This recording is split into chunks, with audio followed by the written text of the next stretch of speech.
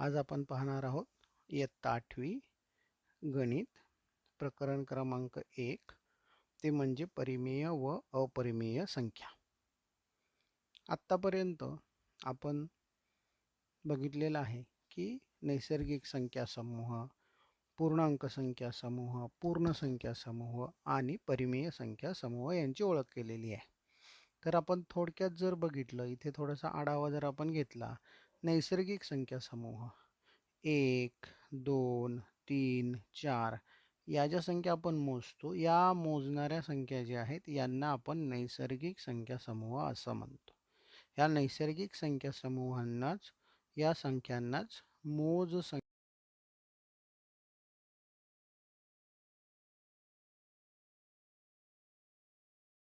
या नैसर्गिक संख्या समूहामध्ये 0 मिळवला जातो, त्यावेळेला पूर्ण संख्यांचा समूह तयार होतो। कसं तयार झालेला आहे? पूर्ण संख्यांचा समूह जर आपण बघितला तर इथे बघा 0 आणि ह्या पूर्ण मोज संख्या म्हणजेच नैसर्गिक संख्या आहेत। त्यानंतर पूर्णांक संख्या समूह जर बघितला तर 0 ह्या नैसर्गिक संख्या म्हणजे या झाल्या आपल्या पूर्ण संख्या आणि नैसर्गिक संख्यांच्या विरुद्ध संख्या ह्या मिळून पूर्णांक संख्या समूह तयार होतो। आता परिमेय संख्या समूह, परिमेय संख्या, आता इथे संख्या दाखवलेल्या आहेत। उदाहरणार्थ 25 ऋण 25/3, 10/7, ऋण 4, 0, 3, 8, 32/3, 67/5 इत्यादी या सर्व परिमेय संख्या आहेत। आता आपण पुढे जर बघितलं तर परिमेय संख्या समूह आता ज्या बघितल्या, तर परिमेय संख्या कशाला म्हणतात ते आपण पाहूया। m/n या रूपातील संख्यांना परिमेय संख्या म्हणतात। इथे m आणि n हे पूर्णांक आहेत, परंतु n हा शून्य नसतो, म्हणजे n ची किंमत जी आहे ही शून्य नसते, त्यावेळेला त्या संख्यांना आपण परिमेय संख्या असं म्हणतो। दोन परिमेय संख्या जर आपण घेतल्या तर दोन परिमेय संख्यांच्या दरम्यान असंख्य परिमेय संख्या असतात, हे सुद्धा आपण पाहिलेलं आहे। आता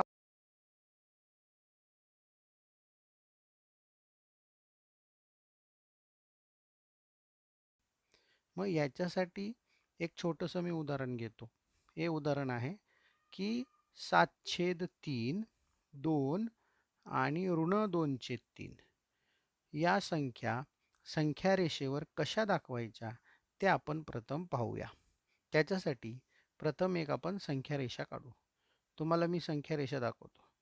ही संख्या रेषा ज्या वेळेला आपण काढतो, त्या संख्या रेषेवरती या सर्व संख्या आपण दाखवू शकतो।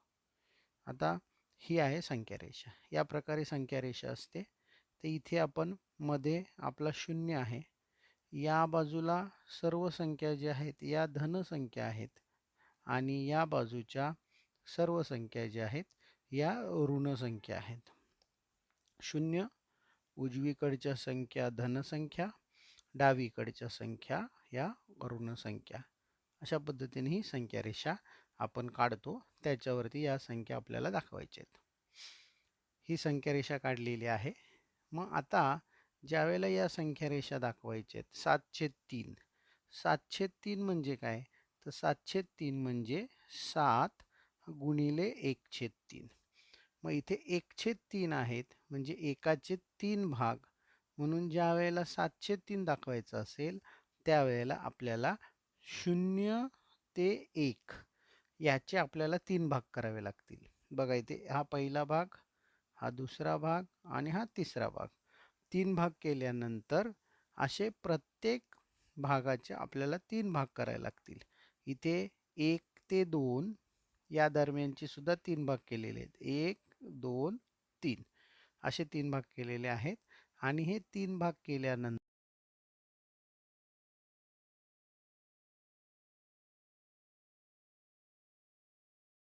7/3 दाखवताना या शून्याकडच्या उजवीकडे आपल्याला 7वा बिंदू घ्यावा लागेल। 7वा बिंदू कसा, बघा, पहिला, दुसरा बिंदू तिसरा बिंदू, चौथा बिंदू, पाचवा बिंदू, सहावा बिंदू आणि हा सातवा बिंदू. म्हणून या ठिकाणी आपला हा बिंदू 7/3 आपल्याला दाखवता येईल. म्हणून शून्याच्या उजवीकडच्या प्रत्येक एककाचे 3 भाग करून शून्यापासूनचा सातवा बिंदू म्हणजे ही आपली 7/3 ही संख्या दाखवेल. आता संख्या रेषेवर आपल्याला ऋण 2/3 ही संख्या जर दाखवायची आहे तर ऋण कुठल्या बाजूला आहे, तर या बाजूला ऋण आहे आणि या बाजूला धन संख्या आहेत. मग ऋण दाखवताना शून्याच्या डावीकडे दुसरी म्हणजे 0, 1 आणि 2 इथे आपली ऋण 2/3 संख्या ही आपण दाखवली.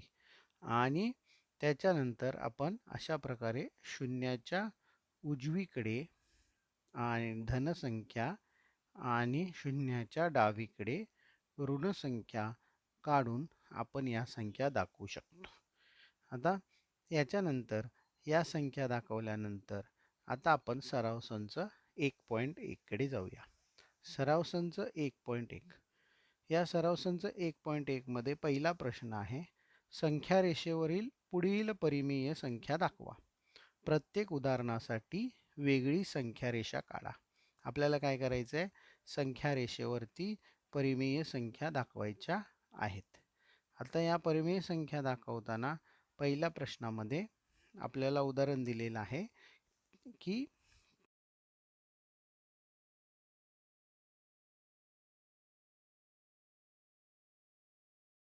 आहेत. तर हे कसं करणार मी, तर सुरुवातीला मी पहिल्यांदा संख्या रेषा काढणार. संख्या रेषा काढल्यानंतर मध्यभागी हे करून 0 दाखवणार. 0 दाखवल्यानंतर उजवीकडे आणि डावीकडे छेद किती आहे, 2. म्हणून एका घराचे आपल्याला 2 भाग करायचे. हा 0 नंतर हा 1, त्यानंतर इथे दुसरा आणि इथे तिसरा. मग आता एकाचे किती भाग करायचे, 2 भाग करायचे आहेत. 2 भाग कसे करणार, तर 0 ते 1 हा 2 आहे, हा 3 आहे. एकाचे 2 भाग करताना हा पहिला भाग, मध्ये एकच आपल्याला हे करावं लागेल. इथे पहिला भाग 1 केला म्हणजे 2 भाग झाले त्याचे. इथे मध्ये 1 केला म्हणजे 2 भाग झाले. इथे मध्ये 1 केला 2 भाग झाले. तसंच या बाजूला मध्ये 1 हे केला 2 भाग झाले. मध्ये 1 घाव केला 2 भाग झाले. आता मला पहिल्यांदा 3/2 दाखवायचे आहेत. 3/2 दाखवताना कितवा बिंदू येणार, तर धन आहे म्हणून तिसरा बिंदू, हा पहिला बिंदू, हा दुसरा बिंदू आणि हा तिसरा बिंदू. म्हणजे इथे माझी संख्या येणार 3/2. याला मी ए नाव दिलं. जर आता मला 5/2 दाखवायचं आहे म्हणून हा पहिला बिंदू, हा दुसरा बिंदू, हा तिसरा बिंदू, हा चौथा बिंदू आणि हा पाचवा बिंदू. म्हणून इथे माझं येणार 5/2. आणि ऋण 3/2 दाखवताना पहिला बिंदू, दुसरा बिंदू आणि तिसरा बिंदू. इथे माझा येणार ऋण 3/2. हा ए बिंदू, हा बी बिंदू नाव दिलं आणि याला सी बिंदू नाव दिलं. अशा प्रकारे मी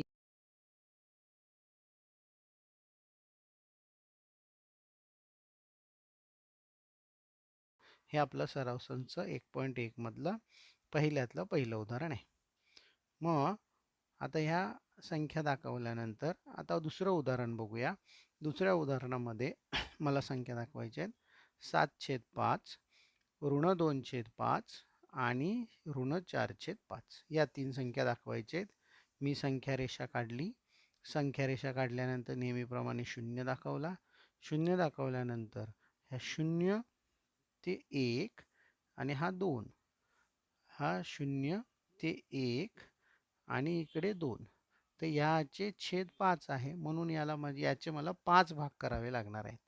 एककाचे 5 भाग करायचे. आता एककाचे 5 भाग करताना बघा, 5 भाग केले, 1, 2, 3, 4 आणि 5. इथे माझा 1 आहे, हा 1. त्यानंतर 1, 2, 3, 4, 5. इथे माझा 2 आहे. त्यानंतर पुढे करायचं म्हटलं तर 1, 2, 3, 4 आणि इथे माझा 5वा भाग झाला. इथे येणार 3. त्याचप्रमाणे इकडे केल्यानंतर या पद्धतीने इथे माझा ऋण 1 येईल, इथे माझा ऋण 2 येईल. अशा पद्धतीने केल्यानंतर आता मला इथे पहिली संख्या 7/5 दाखवायची आहे. म्हणजे पहिला बिंदू, दुसरा बिंदू, तिसरा, चौथा, 5वा, 6वा, 7वा ही 7वी रेष मी इथे दाखवू शकतो. इथे माझा येणार 7/5. त्याला ए बिंदू नाव दिलं. त्यानंतर ऋण 2/5 आहे, तर याच्या डावीकडे 1 आणि 2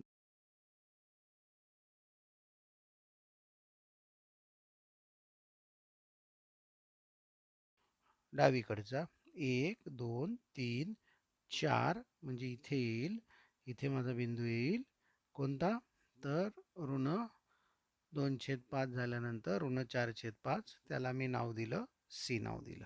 अशा पद्धतीने हे तिन्ही बिंदू मी दाखवू शकतो. तिसरा प्रश्न मला दाखवायचा आहे ऋण 5/8 आणि 11/8. मग याच्यासाठी मी संख्या रेषा काढली, 0 दाखवला.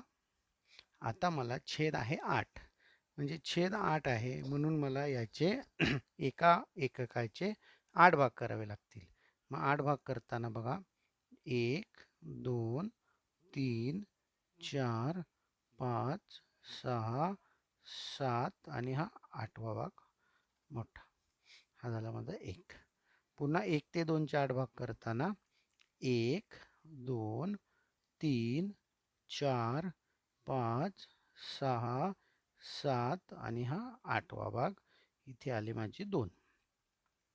त्याच पद्धतीने इकडे हे धन झाले, ऋणकडे 1 2 3 4 5 6 7 आणि हा 8.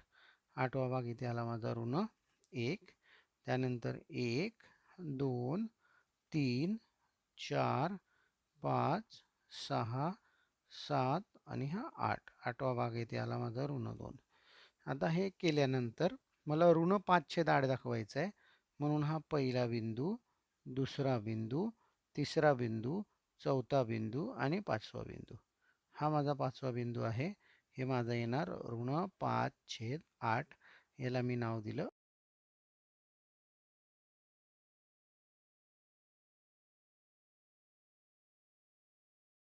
5 6 7 8 9 10 आणि हा 11. 11वा बिंदू इथे आला, हा माझा आला 11/8. याला नाव दिलं बी. अशा पद्धतीने ह्या आपण ऋण 5/8 आणि 11/8 हे संख्या रेषेवर दाखवू शकतो. चौथं उदाहरण आहे. आपल्याला संख्या रेषेवर दाखवायचे 13/10 आणि ऋण 17/10. याच्यासाठी आता मला काय करावं लागेल, छेद 10 आहे म्हणजे एकाचे 10 भाग करावे लागतील. बघा हा 0 इथे झाला, 1 2 3 4 5 6 7 8 9 आणि हा 10. 10व्या भागाला 1. त्यानंतर 1 2 3 4 5 6 7 8 9 आणि 10. 10व्या भागाला 2. तसंच ह्या बाजूला ऋण 1 2 3 4 5 6 7 8 9 आणि 10. हा माझा ऋण 1 आहे. आणि 1 2 3 4 5 6 7 8 9 आणि 10. इथे माझा ऋण 2 आला. आता संख्या दाखवताना 13/10.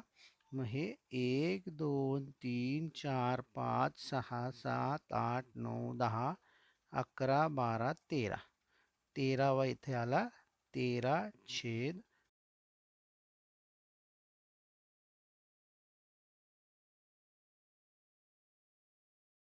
4 5 6 7 8 9 10 11 12 13 14 15 16 17. हे आलं माझं इथे 17/10 ऋण याचा आला बी. अशा पद्धतीने आपण या संख्या रेषेवरती संख्या दाखवू शकतो. आता खाली दुसरा प्रश्न आहे. खाली दिलेल्या संख्या रेषा पाहून विचारलेल्या प्रश्नांची उत्तरं द्या. ही संख्या रेषा दिलेली आहे. संख्या रेषा दिल्यानंतर प्रश्न पहिला आहे, बी बिंदू हा कोणती परिमेय संख्या दाखवतो? बी बिंदू कुठे आहे? तर बी बिंदू इथे आहे. हा बी बिंदू आहे. तर बी बिंदूमध्ये आता मी काय करणार, तर छेद किती लिहायचा? तर छेदामध्ये एकाचे किती भाग केलेत बघा. 1, 2, 3, 4. एकाचे 4 भाग केलेले आहेत, म्हणजेच छेदाला 4 येणार. आता हा बी हा कितवा बिंदू आहे बघा. 1, 2, 3, 4, 5, 6, 7, 8, 9, 10. म्हणजे 10वा बिंदू आहे डावीकडचा आणि छेद 4 आहे, म्हणजे ऋण 10/4. म्हणजे बी हा बिंदू कुठली संख्या दाखवतो, तर ऋण 10/4 ही संख्या बी हा बिंदू दाखवतो. दुसरा प्रश्न, 1.1/4 ही संख्या कोणत्या बिंदूने दाखवलेली आहे? 1.1/4 1.3/4 1.3/4 म्हणजे 4 गुणिले 1 4 एके 4 अधिक 3/4 म्हणजे 4 एके 4 आणि 3 7 म्हणजे 7/4. 7/4 कोणत्या बिंदून दाखवलंय? तर हा उजवीकडचा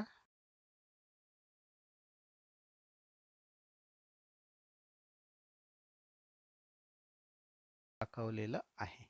मग आता उत्तर काय लिहिणार आपण? बिंदू सी. त्याचप्रमाणे तिसरं, डी या बिंदूने 5/2 ही परिमेय संख्या दाखवलेली आहे. हे सत्य आहे का असत्य आहे ते लिहायचं. डी या बिंदू आहे इथे 5/2 ही संख्या दाखवली. आता इथे बघितलं आपण 1, 2, 3, 4, 5, 6, 7, 8, 9, 10. डी या बिंदूनी संख्या इथे दिली आहे 10/4. मग इथे जर आपण 10/4 घेतले तर 10च्या निम्मे 5, 4च्या निम्मे 2 म्हणून 5/2 ही संख्या दाखवलेली आहे. हे विधान सत्य आहे की असत्य आहे? तर हे विधान सत्य आहे. अशा पद्धतीने ह्या विचारलेल्या प्रश्नांची उत्तरं आपण लिहू शकतो. परिमेय संख्येतील क्रमसंबंध म्हणजे लहान मोठेपणा. आता आपण परिमेय संख्येमधील लहान मोठेपणा कसा ठरवला जातो ते पाहूया. संख्या रेषेवरच्या संख्येच्या प्रत्येक जोडीमध्ये डावीकडील संख्या उजव्या बाजूच्या संख्येपेक्षा लहान असते हे आपल्याला माहिती आहे. म्हणजे संख्या रेषा जर असेल तर ही डावीकडची संख्या ही लहान असते आणि उजवीकडची संख्या ही मोठी असते, हे आपल्याला माहिती आहे. आणि कोणत्याही परिमेय संख्येचा अंश आणि छेद यांना एकाच संख्येने जर गुणलं तर संख्या तीच राहते, त्याची किंमत बदलत नाही. म्हणजेच जर आपली एक परिमेय संख्या आहे a/b, दोघांना जर आपण k ने गुणलं तरी त्याची किंमत बदलत नाही.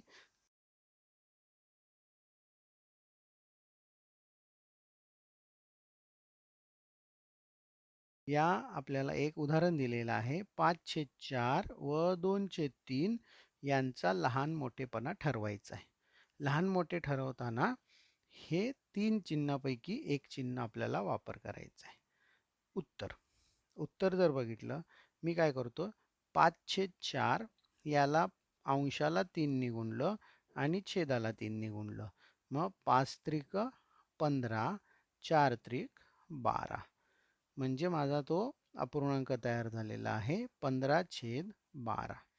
आणि ज्या वेळेला मी 2/3ला 4 ने गुणीन, आता मी 4 ने का गुणलं तर दोघांचा छेद सारखा करण्यासाठी मी इथे 4 ने गुणलेला आहे. 2×4 = 8 आणि 3×4 = 12 म्हणजे 8/12 इथे आलेला आहे. मग 8/12 आल्यानंतर आता आपण जर इथे बघितलं दोघांची तुलना करायची म्हणली तर इथे काय होईल, 15/12 इथे हा आलेला आहे आणि 8/12 हा इथे आहे. मग आता अंश कोणाचा मोठा आहे? जेव्हा छेद समान असतात त्यावेळेला ज्याचा अंश मोठा तो अपूर्णांक मोठा असतो. म्हणून 15 हे 8 पेक्षा मोठे आहेत. म्हणून 5/4 हा 2/3 पेक्षा मोठा आहे. अशा पद्धतीने आपण लहान मोठेपणा ठरवतो. उदाहरणार्थ अजून एक उदाहरण मी तुम्हाला सांगतो. दुसरं उदाहरण आहे की ऋण 7/9 आणि 4/5 यांच्या परिमेय संख्यांची तुलना करा. एक गोष्ट लक्षात ठेवा, ऋण संख्या ही लहान असते आणि धनसंख्या ही मोठी असते. कारण संख्या रेषेवर धनसंख्या उजवीकडे आहे आणि ऋणसंख्या डावीकडे असतात. म्हणून याची उकल लिहिताना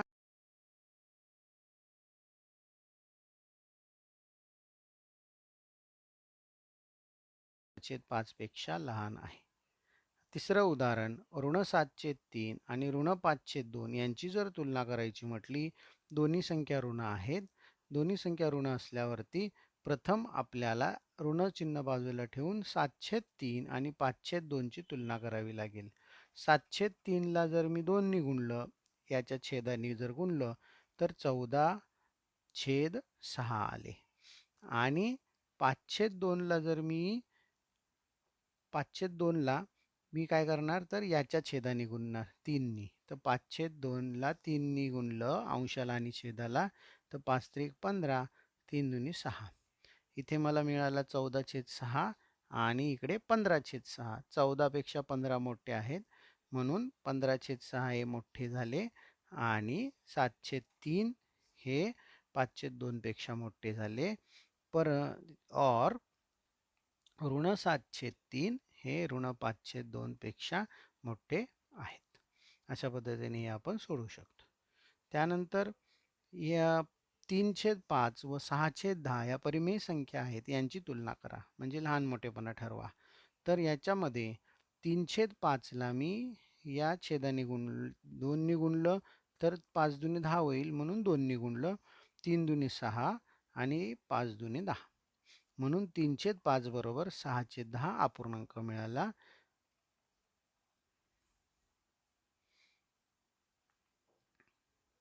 परिमेय संख्याची तुलना करताना काही नियम उपयोगी पडतात आपल्याला, ते आता आपण बघूया. याच्यामध्ये नियम जर आपण बघितले तर काही नियम आता आपण खाली बघणार आहोत. पहिला नियम, A/B व C/D या परिमेय संख्या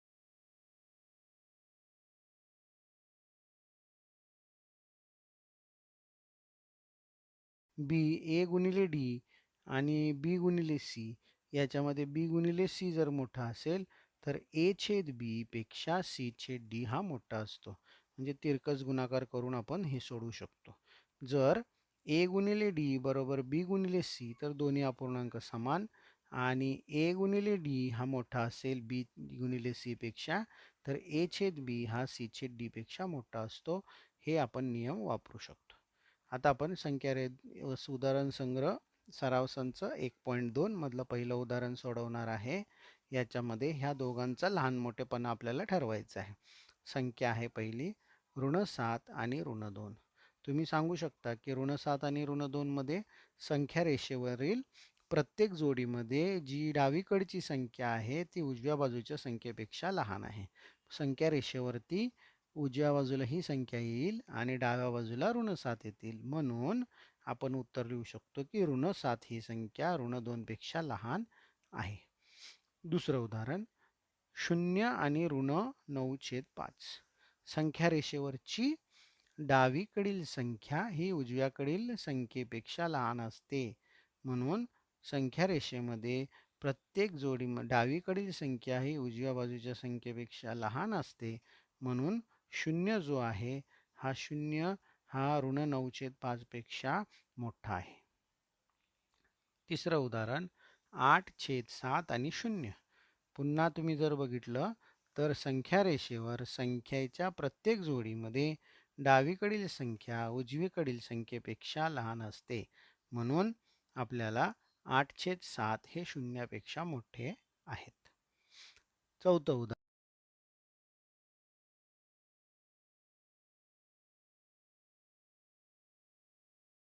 आहे धनसंख्या मोठी ऋणसंख्येपेक्षा.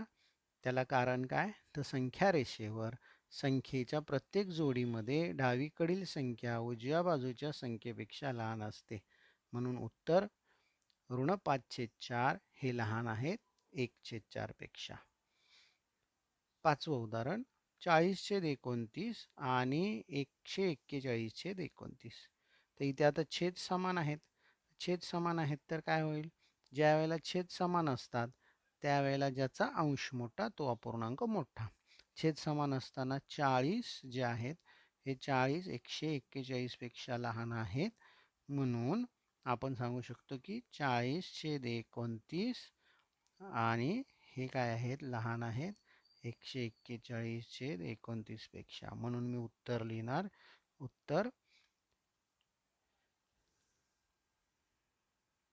उत्तर जे आहे हे माझं येणार की 40/29 हे लहान आहेत 141/29 पेक्षा.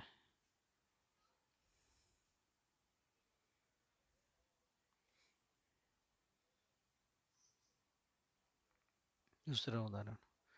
दुसऱ्या उदाहरणामध्ये पुन्हा ऋण 17 आणि ऋण 13 छेद समान आहेत पुन्हा. तर याच्यामध्ये छेद समान म्हटल्यावरती छेद समान असल्यावरती ऋण 17 संख्या आहे, ऋण 13 संख्या आहे. डावीकडची संख्या साहजिकच कोणती आहे? ऋण 17, उजवीकडची ऋण 13, म्हणून ऋण 13 मोठे आहेत. म्हणून ऋण 17/20 हे सुद्धा लहान आहेत.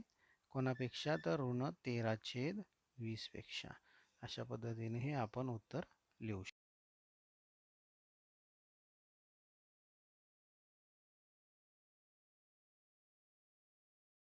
हे करताना मी आता साधं सोपं एक पद्धत सांगतो. तिरकस गुणाकार करू शकतो. हे 15/12 आणि 7/16. 15/12 आणि 7/16.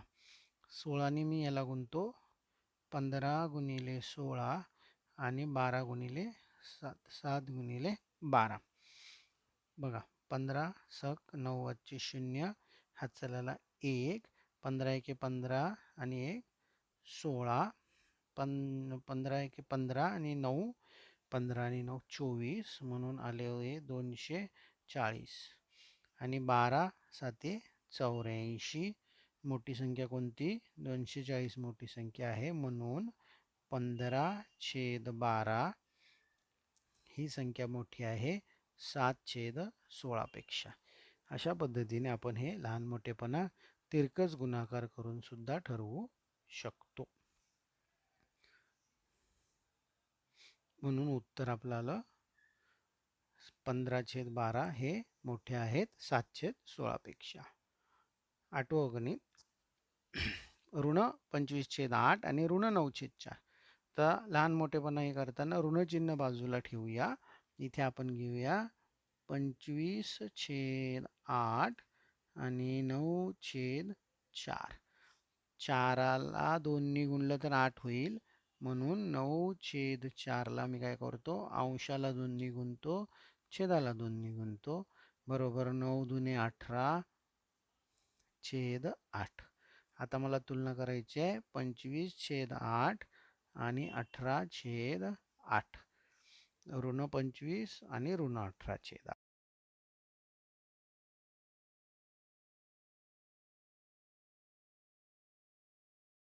मोठी ही संख्या लहान आहे. नेहमी रंक्या रेषेवरती उजव्या बाजूची संख्या मोठी येणार. ही उजव्या बाजूची संख्या आहे म्हणून ही संख्या मोठी आली. म्हणून आपण उत्तर लिहिणार. ही संख्या जी आहे 18/8 कुठून आले? तर 9/4 झालेले आहेत. म्हणून उत्तर 25 ऋण 25/8 हे लहान आहे आणि ऋण 9/4 हे मोठे आहेत. 9वं उदाहरण 12/15 आणि 3/5. याच्यामध्ये जर आपल्याला लहान मोठेपणा ठरवायचा आहे तर त्याच्यासाठी मी काय करणार? तर 12/15 3/5. साध्या सोप्या पद्धतीने तिरकस गुणाकार करणार. तिरकस गुणाकार करताना 12 गुणिले 5 आणि 3 गुणिले 15. 12 पंचे 60. 15 त्रिक 45. मोठी संख्या सांगा कोणती बरं? तर 60. म्हणून 60 हे मोठे आहेत. म्हणून 12/15 ही संख्या मोठी येणार 3/5 पेक्षा. अशा पद्धतीने आपण हे उदाहरण सोडवू शकतो. उत्तर आपण लिहिणार, म्हणून उत्तर 12/5 मोठे आहेत 3/5 पेक्षा. 12/5 पेक्षा लहान 3/5. 10वं उदाहरण आहे ऋण 7/11 आणि ऋण 3/4. मग याचं उत्तर हे करताना आपण 7/11 आणि 3/4 तिरकस गुणाकार करताना 7 चोक 7 गुणिले 4 आणि ऋण 3 गुणिले 11. 7 चोक 28, 11 त्रिक